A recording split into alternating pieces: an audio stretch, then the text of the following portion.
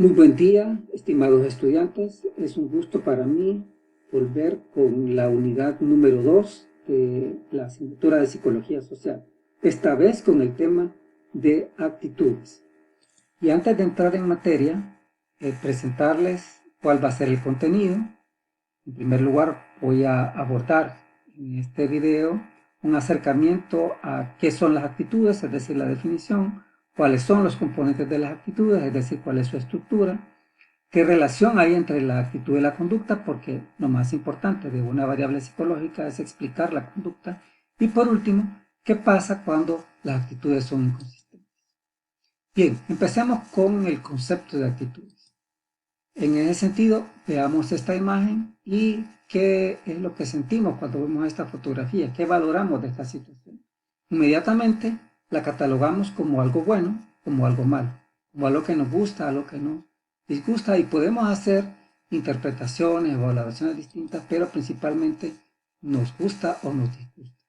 ¿Qué vemos cuando vemos una imagen como la de este tigre?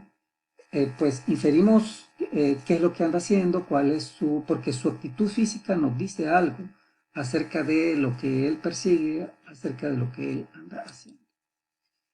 En tercer lugar, esta otra imagen pues nos evoca algo positivo, algo bueno, algo que nos gusta, ¿verdad? Porque vemos la actitud del jugador. Una actitud es una tendencia psicológica a evaluar un objeto. Evaluar quiere decir valorarlo con un cierto grado de favorabilidad o desfavorabilidad. Favorabilidad es cuando decimos esto es bueno, y desfavorabilidad es cuando decimos esto es negativo, no nos gusta. Entonces, cuando observamos un estímulo, inmediatamente vemos el otro aspecto, que es que tenemos una respuesta evaluativa, es decir, nos gusta o nos disgusta, lo vemos como bueno, lo vemos como malo. Esa categorización es lo que al fin y al cabo es lo que denominamos actitud. Por eso, cuando vemos esa valoración, inferimos la existencia de las actitudes. ¿Qué caracteriza una actitud? Bueno, las actitudes están organizadas, son una especie de convicciones, es un conjunto coherente que hace que cuando tenemos un cierto tipo de actitud, eso se relaciona o se correlaciona con otras conductas u otras actitudes. Y normalmente tenemos la tendencia a responder de un modo determinado, de una manera más o menos consistente. Ya dijimos que las actitudes son predisposiciones a responder de manera favorable o desfavorable, y esa es una característica primordial de las actitudes. Y obviamente, las actitudes tienen un carácter estable o permanente, aunque las actitudes también son aprendidas por nosotros.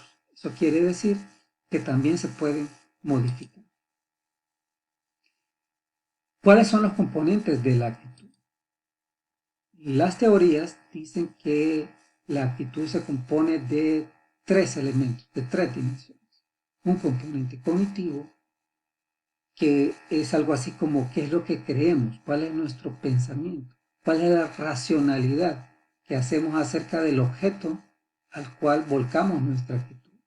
En segundo lugar, el componente afectivo, que es algo así como la valoración, es algo así como el afecto, la parte emocional, el sentimiento que nos despierta el objeto hacia el cual dirigimos nuestra actitud.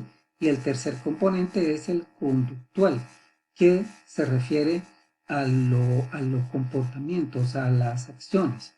Esta es la teoría más conocida acerca de las actitudes, la que dice que tiene este tripartito.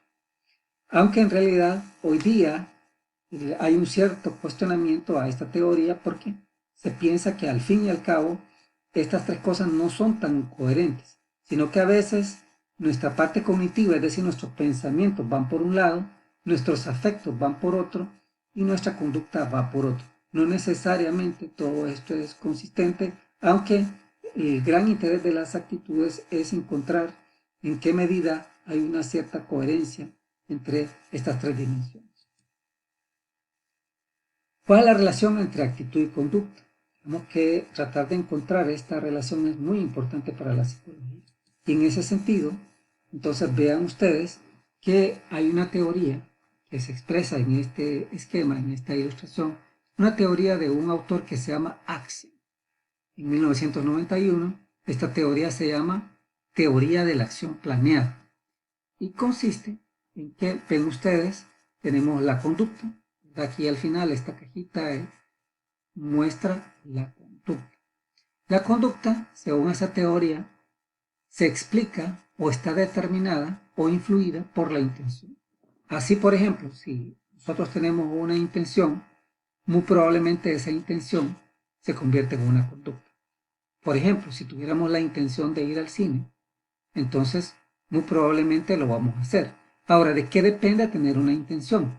Esta teoría dice que hay 3 factores que determinan la intención. En primer lugar, la percepción que tenemos del control conductual. ¿Qué tanto creemos nosotros que podemos hacer esa conducta? ¿Verdad? Podemos hacer esa conducta, como dice aquí abajo, si creemos que tenemos los recursos y si creemos que tenemos la oportunidad. Por ejemplo, para ir al cine. Para que tengamos la intención de ir al cine, es que debemos poseer el dinero para comprar la entrada al cine. Entonces eso nos va a hacer sentir que tenemos el control de la conducta. O si tenemos el tiempo. Si tenemos el tiempo, entonces también eso nos va a dar la intención, es decir, las ganas de querer hacer la conducta. Y muy probablemente si percibimos que controlamos la conducta, vamos a tener la intención y finalmente vamos a terminar yendo al cine. Ahora, la norma subjetiva, que es el segundo elemento que tiene la teoría, es que si las personas que nos rodean, las personas cercanas a nosotros, piensan que está bien que hagamos la conducta, es muy probable que la hagamos. Entonces, si las personas que me van a acompañar, ¿verdad? Mis amigos, mis familiares, creen que es bueno que yo vaya al cine, yo les expreso que tengo ganas de ir al cine, es decir, tengo la intención, y las personas cercanas a mí dicen que sería bueno que lo hiciera, entonces muy probablemente lo haga. Finalmente, ven ustedes que la primera cajita de aquí de arriba en el esquema dice actitud hacia la conducta. La actitud en la teoría de la acción planeada de Axel significa la parte valorativa, exclusivamente afectiva. Entonces, Axel ya no entiende la actitud como la habíamos visto anteriormente con los 3 componentes, sino que Axel entiende la actitud exclusivamente como la parte valorativa. Entonces, aquí la actitud se refiere a qué tan bueno veo yo ir al cine, por ejemplo, hacer esa conducta, qué tan bien la veo, ¿verdad? Qué tanto sentimiento o emoción favorable tengo hacia la conducta, a tener la intención de hacer esa conducta. Entonces, bien, esta teoría lo que trata de explicar es cómo entra la relación de la aptitud con la conducta, y ven ustedes que si, por ejemplo, nosotros vemos algo de manera favorable, muy probablemente tengamos la intención y muy probablemente eso se convierta en nuestra conducta.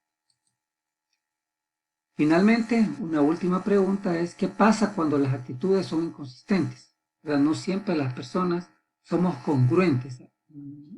Muchas veces vivimos conflictos, situaciones en las que no estamos tan claros, y eso es porque a veces no se relaciona, digamos, nuestra actitud con nuestro comportamiento, y eso da lugar a algo que se llama disonancia cognitiva, que es pues un concepto que muestra que las personas no siempre tenemos una correspondencia entre lo que vemos favorable y el comportamiento que tenemos. Por ejemplo, hay muchas personas que ven de manera favorable no fumar o comer sano, pero sin embargo fuman, o hay personas que tienen comportamientos alimenticios que no son los más apropiados, y eso pues es un indicio bastante concreto de esto que se denomina disonancia cognitiva, que refleja la inconsistencia que hay entre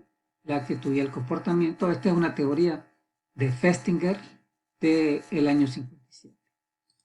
Bien, con esto llegamos al final de esta presentación que pretende únicamente puntualizar algunos detalles importantes sobre este tema que tiene que ser complementado con la lectura. Muchas gracias.